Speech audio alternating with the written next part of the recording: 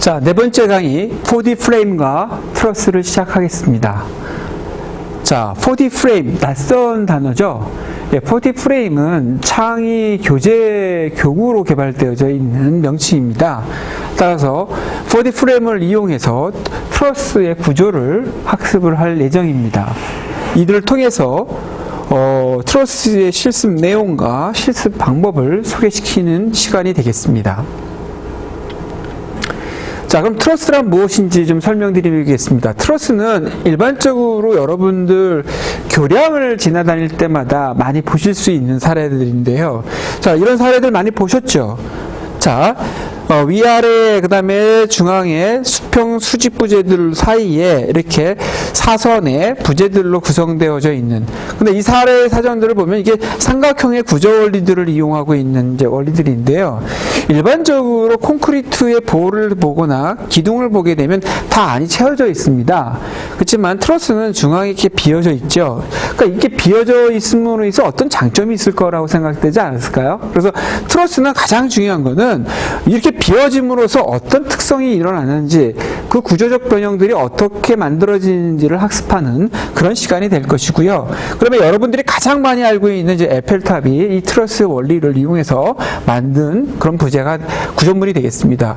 정리해드리면 트러스는 되게 가벼운 부재입니다. 왜냐하면 중앙들이 다 비어있기 때문에 이 비어있는 속성들로 인해서 가벼운 부재, 즉 가볍다라는 것은 결과적으로 내구성이 약한 것보다 그 내구성을 강하게 만들어 쓴 구조 원리만 내장되면 굉장히 좋은 부재가 될 거 아닙니까? 왜냐면 가벼우면서도 강한 부재면은 훨씬 더 많은 구조적 특성들을 가지게 될 거라고 생각이 들지 않겠습니까?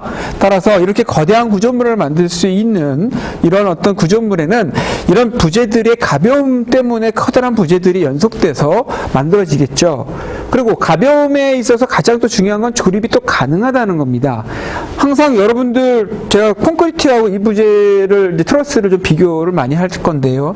콘크리트가 만약에 이런 부재라면 엄청 무게가 있을 것이고, 만약에 에펠탑을 콘크리트로 만들었다 그러면 이 구조물 자체가 갖고 있는 자중, 즉 자체 무게 자체만 해도 엄청나게 클 겁니다. 자, 그렇게 돼버리면 공사하는 데도 무리가 있을 것이고요. 구조체 자체가 갖고 있는 무게로 인해서 전반적으로 지하층에 묻어지는 기초도 굉장히 커지고, 그러다 보면 예산도 많이 들 거 아닙니까?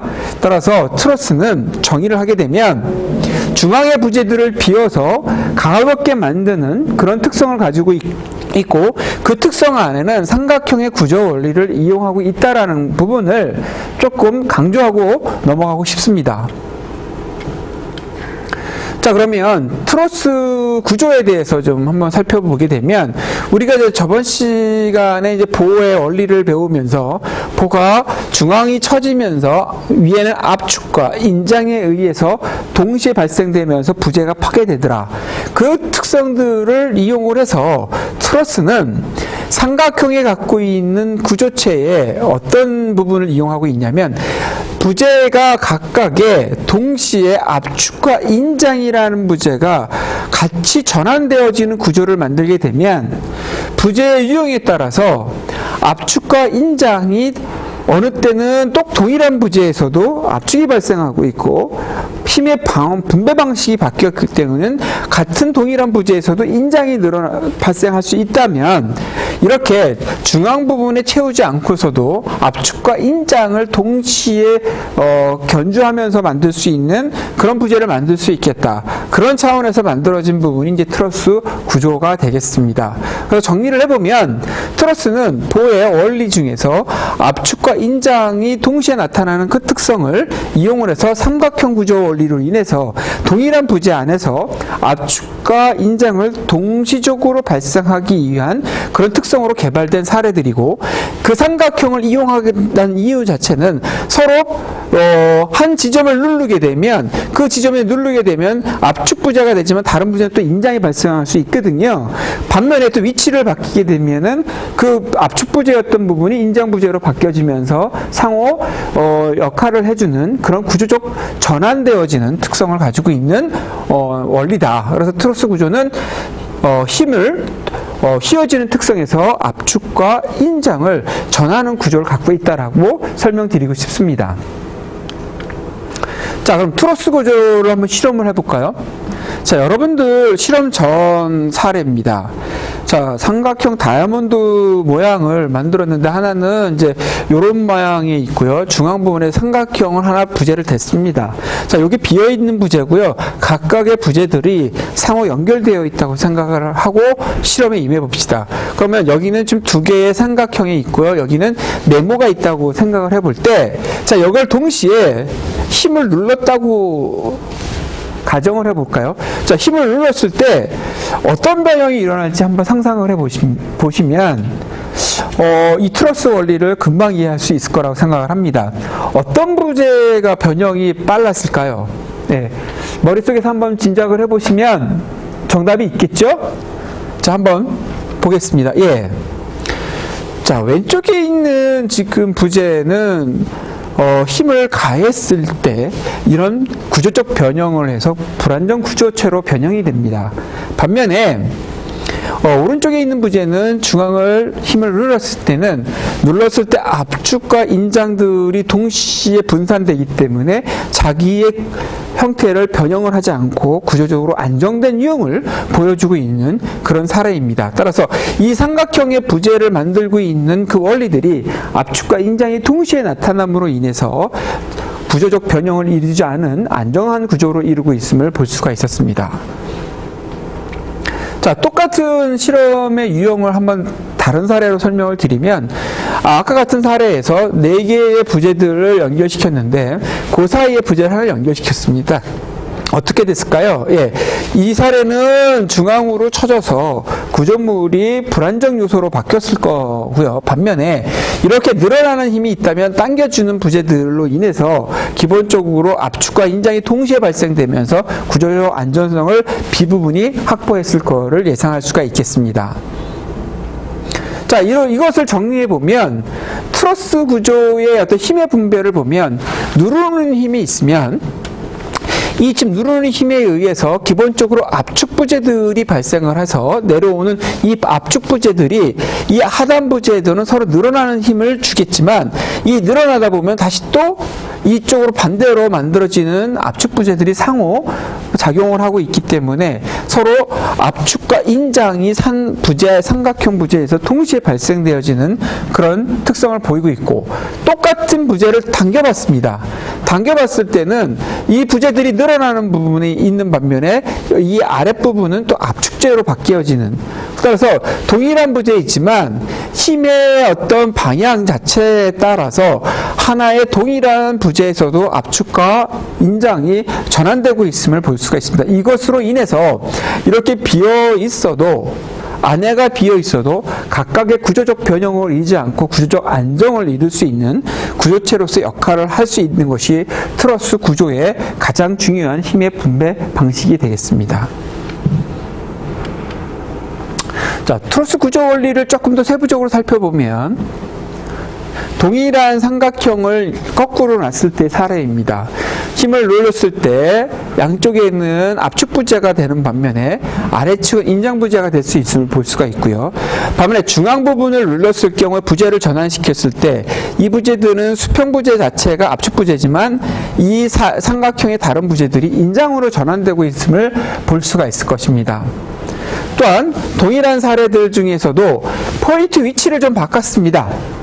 자, 외쪽에도 늘렸을 경우에는 압축 부재 아랫부분들이 인장 부재가 되는 반면에 이쪽으로 했을 때는 압축 부재에서 아래가 인장 부재가 전환되고 있는 그런 사례들이 있고, 이 사제 부분이 여기 부분이 이제 압축 부재였던 것이 기존에는 여기는 인장 부재로 전환되고 있습니다. 이렇게 각각의 부재가 힘의 위치의 지점에 따라서 각각의 한 부재 안에서도 압축 음력을 담당하는 압축 부재와 인장 음력을 담당하는 인장 부재가 존재하는 그런 구조 원리를 갖고 있는 것이 트러스 부재의 가장 큰 특성이다.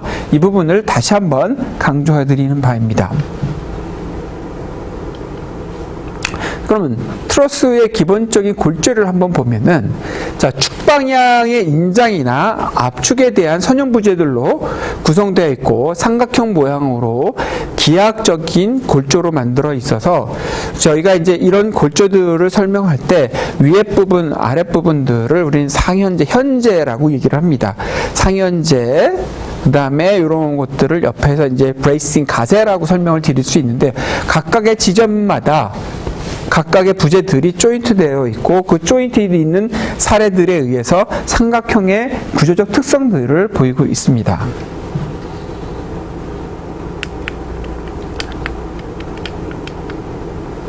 자, 그럼 트러스 종류를 좀 설명드리겠습니다. 자, 트러스 종류는 총 한 4가지 정도 중에서 3가지 유형이 더 간편할 것 같아서 그림상으로는 4가지지만 우선 석가래 모양의 트러스와 플랫 트러스, 활 모양의 트러스를 설명드릴 수 있겠습니다. 각각의 부재에서 삼각형 부재에서 상현재, 하현재의 부재들이 나타나고 있고요. 플랫 방식들에는 각각의 이제 주변에 이제 사재들이 어떤 식으로 모형이 만들어지고 있는지 여러분들이 볼 수가 있으실 거고요. 활 모양 자체는 삼각형 구조 원리를 이제 유선형으로 만든 사례들이 되겠습니다. 각각의 용도와 모양들은 다 다르게 전개되고 있음을 볼 수가 있습니다. 자, 그러면 4D 플레임의 이제 실습 내용을 좀 설명을 드리도록 하겠습니다. 4D 플레임을 이용해서 삼각형 트러스를 이제 제작하고 조합해 주시면 되겠습니다. 우선 또한 4D 플레임을 이용하여 압축력과 인장력이 동시에 발생하는 원리를 이번 수업 시간에 하게 될 것이고요. 그 다음에 처지는, 휘어지는 현상에서 압축과 인장을 전환하는 트러스 구조 원리를 이해하는 그런 수업이 되겠습니다. 자, 실습평가 방식은 전체 길이는 2m 정도의 여러분들이 길이를 두고 4D 플레임을 이용해서 부재를 만드시게 될 거고요. 이때 평가 방식은 기존 규격을 만족하고 있는가에 대한 내용과 최대한 가볍게 만들어서 높은 점수를 받을 수 있는 부분이고요. 수직 하중에 대한 가장 큰 트러스를 만들어서 그 만든 조에게 높은 점수를 부여를 하겠습니다. 또한 삼각형 트러스 한 개를 지탱할 수 있을 정도의 강성을 좀 만들어 주시면 되겠는데요. 요거는 그림을 좀 보면서 상세히 설명을 드리도록 하겠습니다. 자, 여러분들 준비할 내용은 우선 4D 플레임입니다. 자, 4D 플레임이 있고요. 그 4D 플레임과 자와 칼과 가위, 그 다음에 스카치 테이프를 이제 제공해 드릴 텐데요. 자, 우선 준비물을 설명드리기 전에 이 4D 플레임을 좀 설명할 필요가 있습니다. 이 4D 플레임은 기본적으로 여러분들 빨간색의 부재 하나가 있고요. 빨간색 부재와 부재를 연결시켜주는 조인트가 있습니다. 이 조인트는 총 6개 모양의 길이들의 방향들로 구성되어 있습니다. 이 요소들에다가 이 부재를 연결시키게 되면 다양한 모형의 부재들을 구성할 수 있는 사례들이 나오는데요. 이런 사례들을 이용하게 되면 삼각형 형태들을 만들어낼 수 있는, 그렇게 만들어져 있는 부재, 즉 4D 플레임이 되겠습니다. 그럼 4D 플레임에 대해서 간단히 좀 더 설명을 드려보면, 예, 지금 보시는 그림처럼 4D 플레임의 부재 삼각형과 조인트 부분을 서로 연결시킵니다. 자, 연결시켰을 때는 다양한 유형들을 만들 수가 있는데, 자, 이 그림을 보시게 되면 이 포인트 부분의 양쪽에다가 한쪽의 부재를 좀 비워놓고 각도가 다른 부재들을 연결시켜 주게 되면, 자, 이렇게 삼각형의 2차원적인 삼각형이 되고요. 요 중앙 부분들의 부재들이 서로 위로 올라가면서 입체 형태 유형의 부재들을 만들어낼 수가 있습니다. 따라서 자, 이렇게 만들어지게 되면 이와 같은 유형의 부재들이 만들어질 수 있습니다. 자, 이와 같은 형태의 부재들이 만들어지게 되면 하나의 단위 삼각형의 유형들을 만들어낼 수가 있고요. 이 삼각형의 형태들은 조인트들을 분해하게 되면 해체가 가능한 유형의 4D 프레임이 갖고 있는 이제 교재가 되겠습니다. 이 교재들은 굉장히 가볍고 조인트가 쉽기 때문에 뭐 유아용부터 지금 성인용 여러 가지 창의 교재들로 개발되고 있는 교재가 되겠습니다. 자, 이렇게 여러분한테 이런 단계별로 만들다 보면 4D 프레임 삼각형의 제작 방식을 이용하게 해서 만들어질 수가 있고요. 이것이 완성되게 되면 이런 모양의 각각의 삼각형의 구조적 특성을 만들어내게 됩니다. 자, 이 삼각형의 구조적 특성을 잠깐 살펴보게 되면 중앙 부분에서 눌렀을 경우에 각각의 부재들이 압축과 인장 또는 각각의 인장과 압축이 달라지는 현상들을 만들어낼 수가 있습니다. 그런 부분들을 이용해서 중앙을 비워놔도 강한 구조적 특성을 만들 수 있고, 요 자체가 하나의 삼각형 단위 모듈이라고 판단된다면 그 모듈 자체를 또 다른 삼각형 하나 단위를 삼각형과 삼각형을 연결하면, 지금 여기에 지금 삼각형 단위가 하나, 둘, 셋, 네 개의 삼각형이 한 단위가 만들어집니다.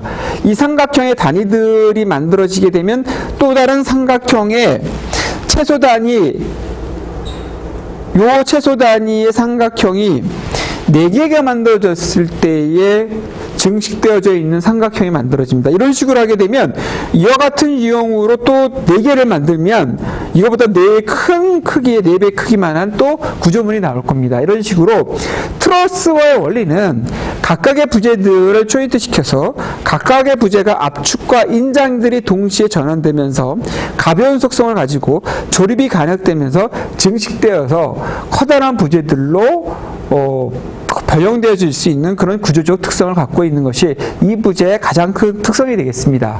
또한 이 부재 같은 경우는 분해가 되게 쉬워서 다른 부재들과도 조인트가 가능하겠죠. 이렇게 되다 보면 이 부재와 연결되어 있는 완결적인 부분만 아니라 다른 부재하고도 연결될 수 있는 특성들을 갖고 있습니다. 그러다 보면 여러 가지 유형들로 다양하게 전환시킬 수 있는 그런 유형의 사례가 되겠습니다.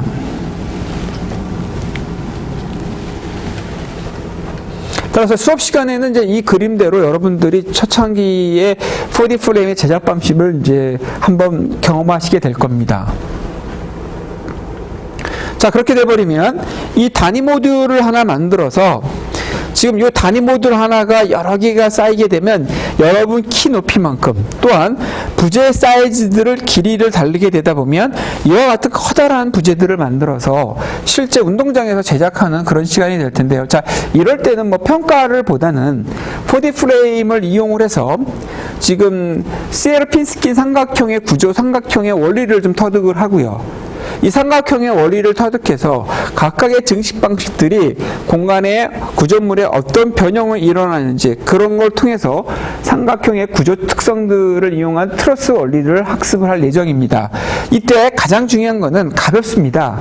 가볍기 때문에 각각의 부재를 어떻게 조인트 시키면서 단위 묻으려면 각각 조원들 간의 협력이 대단히 중요하고요. 그 중요한 협력들을 각 조원별로 시합을 해서 어느 정도 좀 수달되면 조별로 한번 빠른 속도로 만드는 평가 방식을 해보기도 합니다. 그렇지만 실질적인 어떤 평가 내용에서는 반영되진 않지만 우리 수업의 어떤 재미를 위해서는 그와 같은 방법으로 응용할 수 있고, 또한 여러분한테 지금 이 친구들처럼 실을 제공할 수 있습니다. 이 실을 제공을 해서 실로만 이 부재를 들어서 이동할 수 있는 또 실험을 합니다. 그렇게 돼버리면 각각의 삼각형의 중심점이 어디에 따라서 이게 균형감을 가지고 최소한의 실을 가지고 이동하는 그런 학습도 가능합니다. 따라서 그런 것들을 하고, 그 다음에 이런 모든 삼각형의 부재들을 같이 모아놓고 여러분들과 함께 기념사진을 촬영하게 되면 우리가 또 다른 또 추억을 만들 수 있는 그런 도구 개발로 교재 개발로 이제 활용할 수 있기 때문에 이때는 좀 야외 수업을 좀 하기도 하고요. 그래서 첫 번째 수업 시간에는 이런 어떤 그 삼각형의 구조 원리를 이용한 4D 프레임의 어떤 제작 방법과 그 제작 방법에 의해서 구조물의 형태가 확장되어서 나타나는 그런 부분들의 가변성들을 직접 경험하실 겁니다. 그 경험한 내용을 토대로 여러분들과 다양한 사례들을 야외에서 실습하는 그런 실험들을 할 수 있는 시간이 될 예정입니다. 자, 그래서 두 번째 시간에는 이와 같은 이제 실습 조건을 부여할 것입니다. 요거는 이제 정확하게 여러분한테 실습 평가하는 내용이 되겠습니다. 여러분은 교실에 책상을 2m를 띄워놓습니다. 자, 2m를 띄워놓고요. 그 2m와 2m 사이에 요 점선으로 되어 있는 구조물 자체가 지금 여러분이 만드는 4D 프레임을 이용을 해서 여러 가지 유형으로 모양을 만들어서 다리를 만드는 그런 평가 내용이 되겠습니다. 그 평가 내용들 자체를 살펴보게 되면 기본적으로 요 지금 삼각형의 무게를 놓을 수 있는 것을 우리는 다양한 종류로 제가 좀 생각하고 있는데요. 첫 번째는 이제 이런 어떤 기본적인 삼각형의 무게들을 이용을 해서 이 부재들이 변형이 됐는지 안 됐는지를 파악하기도 하고요. 어떤 경우에는 우리가 갖고 있는 일상생활 소품을 하나 얹어놔서 이게 처짐이 가능한지. 근데 지금 수업 시간에 지금 가상하고 있는 것은 이제 벽돌 한 장을 올려볼까 합니다.